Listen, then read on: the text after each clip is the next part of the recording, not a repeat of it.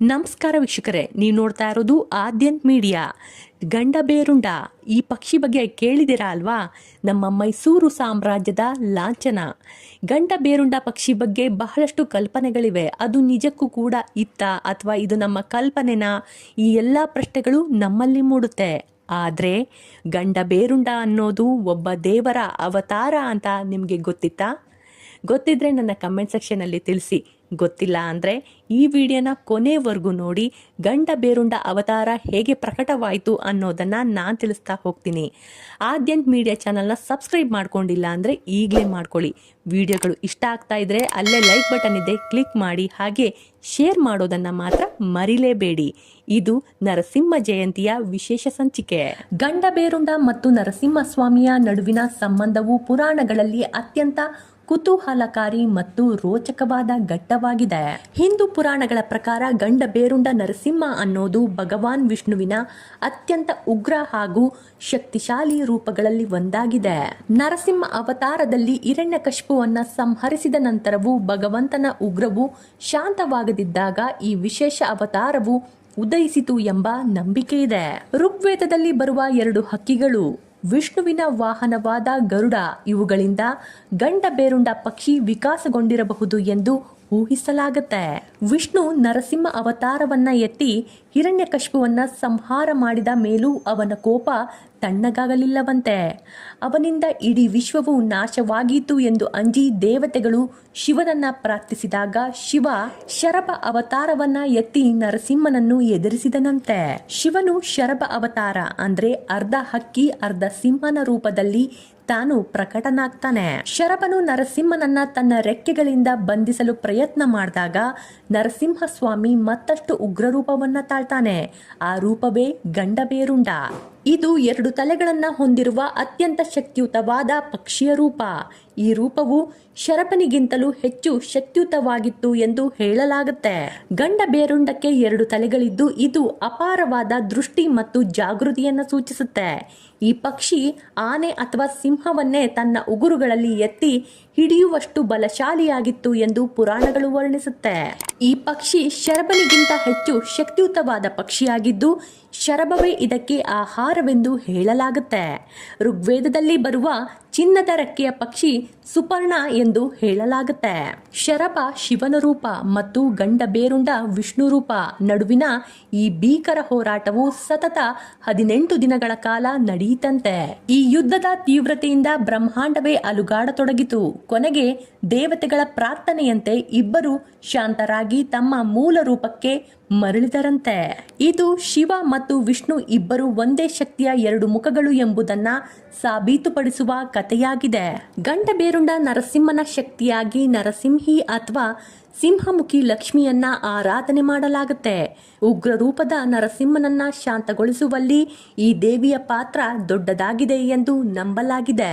ಅಂತಿಮವಾಗಿ ಈ ಭೀಕರ ಹೋರಾಟವನ್ನ ನೋಡಿ ಪ್ರಹ್ಲಾದ ಅಥವಾ ದೇವತೆಗಳು ಪ್ರಾರ್ಥನೆ ಮಾಡಿದಾಗ ಗಂಡ ಬೇರುಂಡ ರೂಪದಲ್ಲಿ ನರಸಿಂಹ ಮತ್ತು ಶರಭ ರೂಪದಲ್ಲಿ ಶಿವ ಇಬ್ಬರು ಪರಸ್ಪರ ಗೌರವಿಸಿ ಶಾಂತರಾದರು ಎಂದು ನಂಬಲಾಗುತ್ತೆ. ಗಂಡ ಬೇರುಂಡ ನರಸಿಂಹನನ್ನ ಹೆಚ್ಚಾಗಿ 8 ಮುಖಗಳಿರುವ ಅಷ್ಟಮುಖ ರೂಪದಲ್ಲಿ ವರ್ಣಿಸಲಾಗುತ್ತೆ. ಆ 8 ಮುಖಗಳೆಂದ್ರೆ ಗಂಡ ಬೇರುಂಡ 2 ಪಕ್ಷಿ ಮುಖಗಳು, ನರಸಿಂಹ ಸಿಂಹಮುಖ, ವರಹ ಹಂದಿಮುಖ, ಹೈಗ್ರೀವ ಕುದುರೆ ಮುಖ, ಹನುಮಾನ್ ಕೋತಿ ಮುಖ, ಗರುಡ ಹಕ್ಕಿ ಮುಖ, ವ್ಯಾಘ್ರ ಹುಲಿ, ಬಲುಕ ಕರಡಿ. ಗಂಡ ಬೇರುಂಡ ನರಸಿಂಹನ ಮುಖಗಳು ವಿವಿಧ ಶಕ್ತಿಗಳ ಸಂಗಮವಾಗಿ ಪ್ರಕಟಗೊಳ್ಳುತ್ತೆ. ಗಂಡ ಬೇರುಂಡ ಅಂದ್ರೆ ಮಾಟ ಮಂತ್ರ ಮತ್ತು ಶತ್ರುಗಳ ಬಾಧೆಯಿಂದ ರಕ್ಷಣೆ ನೀಡುತ್ತೆ. ಜ್ವಾಲ ನರಸಿಂಹ ರೋಗ ರುಜಿನಗಳನ್ನ ನಾಶಪಡಿಸಿ ಉತ್ತಮ ಆರೋಗ್ಯ ನೀಡುತ್ತೆ. ಹುಲಿಯ ಅವತಾರ ಪ್ರಕೃತಿಯ ವಿಕೋಪ ಮತ್ತು ಮಾನವ ನಿರ್ಮಿತ ಅಪಾಯಗಳಿಂದ ರಕ್ಷಣೆ ನೀಡುತ್ತೆ. ಹೈಗ್ರೀವ ಅವತಾರ ವಿದ್ಯಾಭ್ಯಾಸ ಮತ್ತು ವೇದಜ್ಞಾನವನ್ನ ಕರುಣಿಸುತ್ತೆ.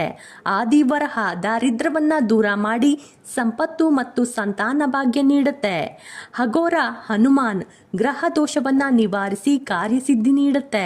ಮಹಾಗರುಡ ಸರ್ಪದೋಷ ಮತ್ತು ವಿಷದ ಭಯವನ್ನ ಹೋಗಲಾಡಿಸುತ್ತೆ. ಬಲುಕ ಕರಡಿ 16 ವಿವಿಧ ಸಂಪತ್ತುಗಳನ್ನ ನೀಡುತ್ತೆ. ಅಷ್ಟಮುಖ ಗಂಡ ಬೇರುಂಡ ನರಸಿಂಹನ ಆರಾಧನೆಯು ಅತ್ಯಂತ ಶಕ್ತಿಶಾಲಿ ಮತ್ತು ರಹಸ್ಯವಾದದ್ದು. ಇದನ್ನ ಗುರುದೀಕ್ಷೆ ಇಲ್ಲದೆ ಕಲಿಬಾರದು ಎಂಬ ಕಟ್ಟುನಿಟ್ಟಿನ ನಿಯಮವಿದೆ. ಸಾಮಾನ್ಯವಾಗಿ ನರಸಿಂಹನ ಉಪಾಸಕರು ಗಂಡ ಬೇರುಂಡ ನರಸಿಂಹ ಮಂತ್ರವನ್ನ ಅತ್ಯಂತ ಜಾಗರೂಕತೆಯಿಂದ ಪಠನೆ ಮಾಡ್ತಾರೆ. ಈ ಮಂತ್ರವು ವ್ಯಕ್ತಿಯ ಸುತ್ತ ಒಂದು ಭದ್ರತೆಯ ಕವಚವನ್ನೇ ನಿರ್ಮಿಸುತ್ತೆ ಎಂಬ ನಂಬಿಕೆ ಇದೆ. ಇದನ್ನ ಪಠಿಸುವಾಗ ಅತ್ಯಂತ ಶಿಸ್ತು ಬೇಕು ಮತ್ತು ಭಕ್ತಿ ಅಗತ್ಯ, ಯಾಕಂದ್ರೆ ಇದು ಅತ್ಯಂತ ಉಗ್ರವಾದ ಮಂತ್ರಗಳಲ್ಲಿ ಒಂದೆಂದು ಪರಿಗಣಿಸಲಾಗುತ್ತೆ. ಗಂಡ ಬೇರುಂಡ ಮತ್ತು ಶರಭನ ಕಥೆಯು ಒಂದು ಕಾಲದಲ್ಲಿ ಶೈವ ಮತ್ತು ವೈಷ್ಣವ ಪಥಗಳ ನಡುವಿನ ಸ್ಪರ್ಧೆಯನ್ನ ಬಿಂಬಿಸ್ತಾ ಇತ್ತು. ಕಾಲಾನಂತರದಲ್ಲಿ ಇದು ಇಬ್ಬರ ಸಮಾನತೆಯ ಸಂಕೇತವಾಯಿತು. ಅನೇಕ ವೈಷ್ಣವ ಪರಂಪರೆಗಳಲ್ಲಿ ಗಂಡ ಬೇರುಂಡ ನರಸಿಂಹನನ್ನ ಅತ್ಯಂತ ಪ್ರಬಲವಾದ ರಕ್ಷಣಾತ್ಮಕ ದೈವ ಎಂದು ನಂಬಲಾಗುತ್ತೆ. ನರಸಿಂಹ ಮಂತ್ರಗಳಲ್ಲಿ ಅಥವಾ ಸ್ತೋತ್ರಗಳಲ್ಲಿ ಗಂಡ ಬೇರುಂಡ ನರಸಿಂಹನ ಉಲ್ಲೇಖವೂ ಬರುತ್ತೆ. ಇದನ್ನ ಪಠಿಸೋದ್ರಿಂದ ಶತ್ರು ಭಯ ಮತ್ತು ನಕಾರಾತ್ಮಕ ಶಕ್ತಿಗಳು ದೂರವಾಗ್ತವೆ ಎಂಬ ನಂಬಿಕೆ ಇದೆ. ದಕ್ಷಿಣ ಭಾರತದ ಕೆಲವು ಪುರಾತನ ಮನೆಗಳು ಮತ್ತು ಅರಮನೆಗಳ ಬಾಗಿಲವಾಡ ಅಂದ್ರೆ ನಾವು ವಾಸ್ಕಲ್ ಅಂತ ಏನ್ ಕರಿತೀವಿ, ಗಂಡ ಬೇರುಂಡ ಚಿತ್ರವನ್ನ ಕೆತ್ತಿದ್ದರು ಎಂದು ಹೇಳಲಾಗುತ್ತೆ. ಇದರ ಉದ್ದೇಶ ಮನೆಯೊಳಕ್ಕೆ ನಕಾರಾತ್ಮಕ ಶಕ್ತಿಗಳು ಪ್ರವೇಶ ಮಾಡದಂತೆ ತಡೆಯುವುದು, ಮನೆಯ ಯಜಮಾನನಿಗೆ ಮತ್ತು ವಂಶಕ್ಕೆ ರಕ್ಷಣಾ ಕವಚದಂತೆ ಇರೋದು. ಯೋಗಶಾಸ್ತ್ರದಲ್ಲಿ ಗಂಡ ಬೇರುಂಡ ರೂಪಕ್ಕೆ ವಿಶೇಷ ಸ್ಥಾನವಿದೆ. ಗಂಡ ಬೇರುಂಡಾಸನ ಎಂಬ ಅತ್ಯಂತ ಕಠಿಣವಾದ ಯೋಗಾಸನವಿದ್ದು, ಇದು ದೇಹದ ಸಂಪೂರ್ಣ ಸಮತೋಲನ ಮತ್ತು ತೀವ್ರ ಶಕ್ತಿಯನ್ನ ಬೇಡುತ್ತೆ. ಈ ಆಸನವು ವ್ಯಕ್ತಿಯಲ್ಲಿ ಕುಂಡಲಿನಿ ಶಕ್ತಿಯನ್ನ ಜಾಗೃತಗೊಳಿಸಲು ಸಹಾಯ ಮಾಡುತ್ತೆ ಎಂಬ ನಂಬಿಕೆ ಇದೆ. ಗಂಡ ಬೇರುಂಡ ನರಸಿಂಹನು ಈ ಶಕ್ತಿಯ ಅಧಿದೇವತೆ. ಗಂಡ ಬೇರುಂಡ ಕೇವಲ ಪೌರಾಣಿಕವಲ್ಲದೆ ದಕ್ಷಿಣ ಭಾರತದ ರಾಜಕೀಯ ಶಕ್ತಿಯ ಸಂಕೇತವಾಗಿ ಬೆಳೆದು ಬಂದಿದೆ. ಈ ಲಾಂಛನವನ್ನ ಬಳಸಿದ ಮೊದಲ ಕನ್ನಡ ರಾಜವಂಶ ಕದಂಬರು ಎನ್ನಲಾಗುತ್ತೆ. ಕೃಷ್ಣದೇವರಾಯನ ಆಳ್ವಿಕೆಯಲ್ಲಿ ಇದು ಅತ್ಯಂತ ಪ್ರಸಿದ್ಧವಾಯಿತು. ಅವರ ನಾಣ್ಯಗಳಲ್ಲಿ ಗಂಡ ಬೇರುಂಡ ಎಂಬ ಬಿರುದುಗಳನ್ನ ಬಳಸಲಾಯಿತು. ಅಚ್ಯುತ ದೇವರಾಯನ ಕಾಲದ ಬಂಗಾರದ ನಾಣ್ಯಗಳಲ್ಲಿ ಗಂಡ ಬೇರುಂಡವು ತನ್ನ ಉಗುರುಗಳಲ್ಲಿ ಆನೆಗಳನ್ನ ಎತ್ತಿ ಹಿಡಿದಿರುವ ಚಿತ್ರವಿದೆ. ಇಲ್ಲಿ ಆನೆಗಳು ಸುತ್ತಮುತ್ತಲಿನ ಶತ್ರು ರಾಜ್ಯಗಳ ಸಂಕೇತವಾದ್ರೆ, ಗಂಡ ಬೇರುಂಡ ವಿಜಯನಗರದ ಶಕ್ತಿಯ ಸಂಕೇತವಾಗಿತ್ತು. ಗಂಡ ಬೇರುಂಡವು ಮೈಸೂರು ಒಡೆಯರ ರಾಜವಂಶದ ಅಧಿಕೃತ ಲಾಂಛನವಾಗಿದೆ. ಇದು ಶೌರ್ಯ, ಶಕ್ತಿ ಮತ್ತು ವಿಜಯದ ಸಂಕೇತ. ಇಂದಿಗೂ ಕರ್ನಾಟಕ ರಾಜ್ಯದ ಅಧಿಕೃತ ಲಾಂಛನದಲ್ಲಿ ನಾವು ಗಂಡ ಬೇರುಂಡವನ್ನೇ ಕಾಣ್ತೇವೆ. ನಂತರ ಮಧುರೆಯ ನಾಯಕರು, ಕೆಳದಿಯ ಅರಸರು ಗಂಡ ಬೇರುಂಡವನ್ನ ಲಾಂಛನವಾಗಿ ಬಳಸಿದರು.